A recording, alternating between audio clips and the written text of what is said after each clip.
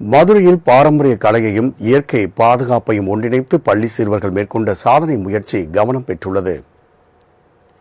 மதுரை மாவட்டம் திருமங்கலம் அருகே உள்ள சின்ன ரெட்டியாப்பட்டி கிராமத்தைச் சேர்ந்த 1ஆம் வகுப்பு முதல் 5ஆம் வகுப்பு வரை பயிலும் சிறுவர் சிறுமியர் சிலம்பத்தோடு இயற்கை பாதுகாப்பு குறித்த விழிப்புணர்வு முயற்சியில் ஈடுபட்டனர்.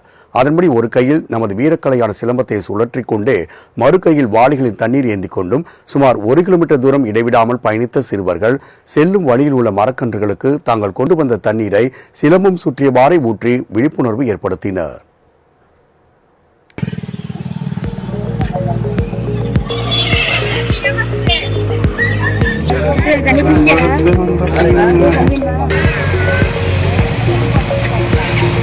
One, two, three, four.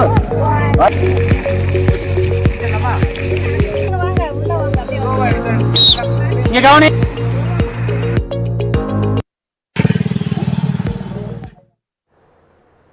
பாரம்பரியத்தை காப்போம், இயற்கை நேசிப்போம் என்ற விழிப்புணர்வு நோக்கத்தோடு சின்னஞ்சிறு மாணவர்கள் அரங்கேற்றிய இந்த விழிப்புணர்வு நிகழ்ச்சி காண்போரை வியப்படைய செய்தது. மேலும் சிறு வயதிலேயே சமூக அக்கறையோடு செயல்பட்ட சின்ன ரெட்டியாப்பட்டி பள்ளி மாணவர்களுக்கு பல்வேறு தரப்பிலிருந்து பாராட்டுகளும் குவிந்த வண்ணம் உள்ளன.